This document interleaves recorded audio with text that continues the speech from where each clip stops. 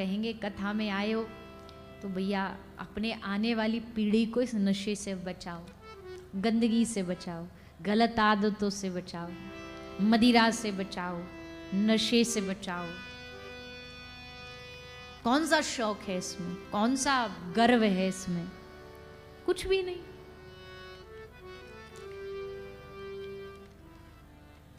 श्री गुरुदेव नानक देव कहते हैं, और नशे सब रेंगने उतर जाएं प्रभात।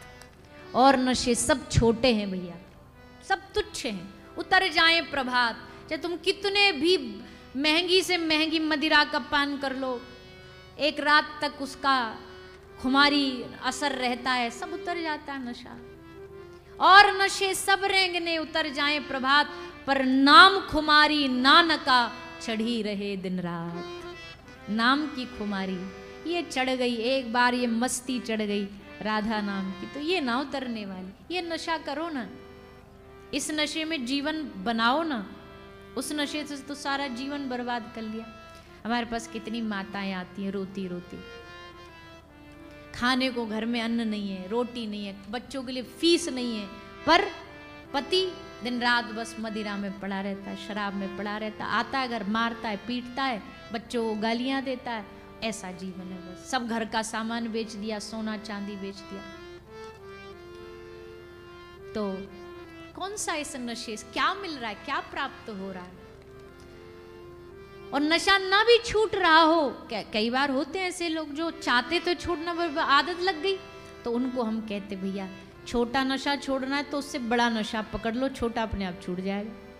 तुम भक्ति का नशा पकड़ लो, तुम्हारे सब छोटे मोटे नशे भक्ति छुड़वा देगी, अपने आप छुड़वा देगी। बड़ा नशा पकड़ो जो जीवन बनाए, वो पकड़ो। खैर आप सब समझदार हैं, आप सब जानते हैं जीवन में आहार सात्विक होना बहुत जरूरी होता है। आहार की सात्विकता।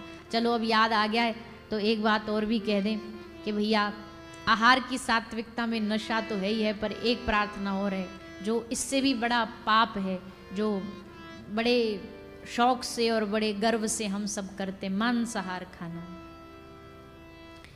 इसने भी दुनिया में बड़ा पाप, बड़ा अपराध फैला रखा है। मांस खा रहे हैं, जीवों को मार रहे हैं, पशुओं को मार रहे हैं, जीव जंतुओं को मार मार के उनका जीवन खा रहे हैं। कोई प्लेट में भोजन थोड़ी रहता है। जो मांस खाता है उसके प्लेट में क्या लगता है आपको? भोजन है? भोजन नहीं, हमको लगता है उस प्लेट में किसी की जान है, किसी का हंसता खेलता जीवन है। किसी का जन्म देने का तुमको अधिकार नहीं, तो छीनने का अधिकार तुम्हें किसने दिया? बच्चे आजकल कॉलेज पढ़ने चले जाते, यूनिवर्सिटी पढ़ने चले जाते हैं, फ्रेंड सर्कल ऐसा मिल जाता है, फोर्स कर देते हैं, भाई अरे ये कोई पुराना, कितने पुराने जमाने में जीते हो, अरे ये कोई पुराना जमाना है, किसी का जीवन न खाना, क्या ये पुरानी सोच है? ये तो हमारा दायित्व है, ये तो एक मानव होने का दायित्व है। धर्म तो हम बाद में लाएंगे, पहले मानव होने का ये सब। कोई उसकी पुकार नहीं सुनता, खा रहे हैं मजे से। तो जैसा हमने कहा, आगे आने वाली पीढ़ी धर्म की नींव होती है। बच्चों को समझाइए, कितने भी मॉडर्न बन जाइए पर अपना खान पान सात्विक रखिए। अपने हिंदू धर्म में, अपने सनातन धर्म में, अपनी भारतीयता में, ये भारतीयता में।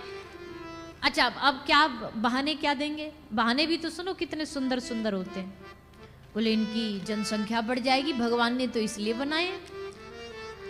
अच्छा इतने बड़े परोपकारी हो गए, अब आपको दुनिया की जनसंख्या की इतनी चिंता हो गई? जनसंख्या रोकने के लिए क्या किसी को खाया जाता है? ऐसे तो इंसानों की भी जनसंख्या बढ़ रही है। कल को तुम कह लो इंसान बढ़ रहे, एक काम करो मार मार के खाते, ये कुछ समाधान है? और वैसे भी प्रकृति अपने आप बैलेंस बना लेती है। प्रकृति ने बैलेंस बना रखा है, किसको क्या आहार खाना है भगवान ने, प्रकृति ने निश्चित करके भेजा है। हम कई बार कथा में बोलते हैं कि आप शेर भूखा मर जाएगा पर घास नहीं खाएगा। बता दो कभी शेर को आपने घास खाते देखा? ये भैया भोजन नहीं मिल रहा, मांसाहार नहीं मिल रहा, चलो आज घास से ही काम चला लेते ना, मर जाएगा भूखा पर घास नहीं खाए। गौ माता भगवान ने शाकाहारी बनाई है। भूखी मर जाएंगी पर मांस नहीं खाएगी, खाएगी घास ही, चारा ही खाएगी। शेर घास नहीं खाएगा, गाय मांस नहीं खाएगी। धन्य है रे मानव, घास खा ले, मांस खा ले, और तुम इसको थोड़ा सा समझाने जाओ तो तुम्हारी खोपड़ी और खा ले। तर्क पे तर्क, आर्ग्यूमेंट्स तैयार रहेंगी। ये भोजन, ये जो आप खाते हो, ये फल सब्जियां, ये भी तो पेड़ से आई हैं, इनमें भी तो प्राण है, ये भी तो जीव है। अरे इनको काटने में खून तो नहीं निकलता, इनकी चीखें तो नहीं निकलती। हाँ, ये भी भगवान की प्रकृति में अलग अलग प्रकार की रचनाएं हैं। भगवान ने ये वनस्पतियां ये इसलिए बनाई है कि मानव अपना जीवन का आहार बना सके, इनसे जीवन चर्या चला सके। इसमें किसी का रक्त नहीं है, इसमें किसी की जान नहीं है। और हम तो ये भी कहते हैं फल सब्जियां भी ठीक है, वो भी भगवान को अर्पित करके खानी चाहिए, क्योंकि उसको खाने का भी हमारा अधिकार नहीं है। तो इसलिए अपने भोजन की थाली को एकदम शुद्ध रखो, अच्छा खाओ, बढ़िया खाओ, चकाचक खाओ, माल खाओ। कौन ने रोका है आपको माल खाने से? छोला भटूरा खाओ, और क्या चलता, परोठे खाओ पंजाब में, और क्या चलता है, लस्सी पियो,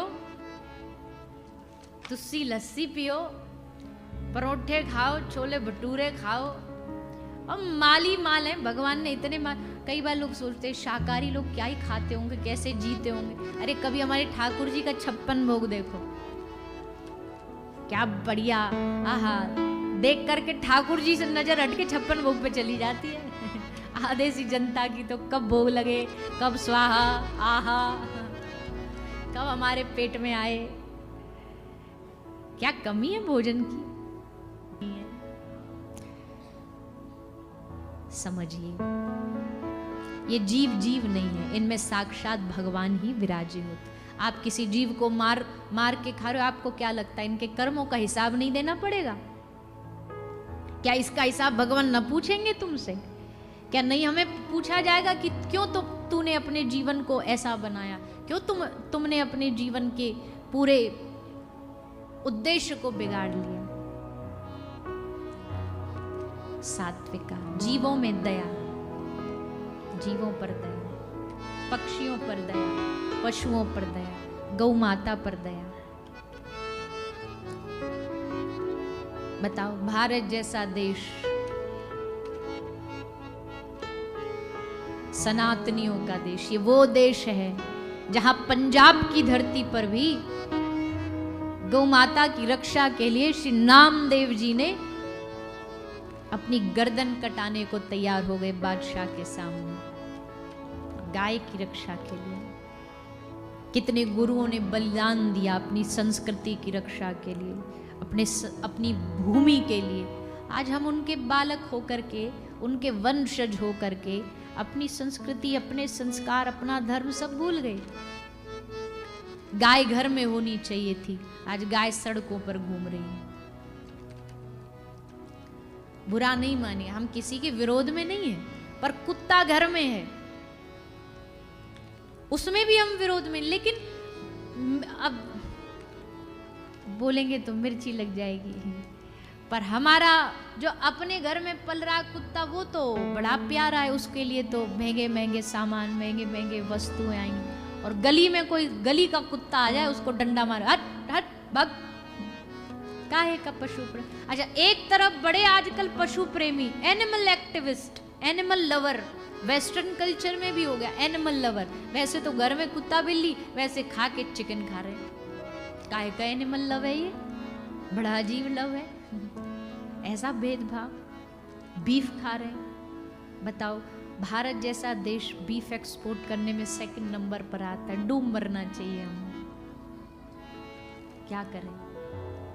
पीड़ा हर एक सनातनी की है, हर एक हिंदू की है कि गाय जिसकी हम पूजा करते थे, जिसके घर की शुरुआत ही गाय का दर्शन से होती थी। आज भी भारत के कितने ऐसे मंदिर हैं जहां पट भगवान का खुलता, पहला दर्शन गौ माता का होता है। कितने मंदिर ऐसे जिनकी पहचान भी गौ माता ने कराई। तिरुपति एक गाय आती थी, गाय आके वहां थनों से दूध दे देती थी, खुदाई करी, ठाकुर जी प्रकट हो गए। ब्रज में से स्थान, क्योंकि गाय पशु नहीं है, गाय पशु नहीं है, गाय के भीतर इतनी बुद्धिमता, इतनी तीक्ष्णता, इतनी तीव्रता। आप देखो गाय का जो दूध पीता ना, उसके शरीर में थोड़ी फुर्ती होती है कंपेयर टू दूसरा भैंस का वाला। हम कोई भैंस के विरोधी नहीं है, पर भैंस भी भगवान की, उसमें भी भगवान ही विराजे, वो मरे और गाय बच्चे ऐसा नहीं करे, पर हम अंतर बता रहे। गाय के दूध में बहुत फुर्ती, गाय के बछड़े में बहुत फुर्ती होती है। कभी गाय का नया जन्मा बछड़ा देखा आपने?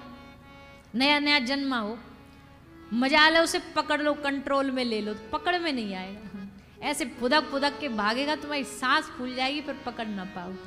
और वहीं भैंस का पाड़ा होगा। गाय को आप अपने घर में एक रोटी खिला दो, आज ये एक्सपेरिमेंट खुद करके देखो ना, रोटी खिला दो, अगले दिन घड़ी लगा के देख लेना, एग्जैक्ट वही टाइम पे तुम्हारे घर के दरवाजे पे आ जाएगी। भैंस को तुम मोतीचूर के लड्डू भी खिला दो तो भी ना आएगी, तो भी उसे पता नहीं लगेगा ये घर जाना है। कई बार हम कई क्षेत्रों में जाते हैं, वहाँ लोग कहते, बोले गांव के किसान गायों को दिन में छोड़ देते हैं, शाम को ये आ जाती है दूध देने के लिए। हमने कहा क्यों? बोले ये गाय की बेचारी की यही तो भोलापन है, तभी तो कहते गाय जैसी सीधी है कि पूरा दिन भर छोड़ दिया, वहां दुनिया में डंडे खा रही है, शाम को जब दूध देना होगा मालिक के पास आ जाएगी चुपचाप। कितना भोला, कितना वात्सल्य है।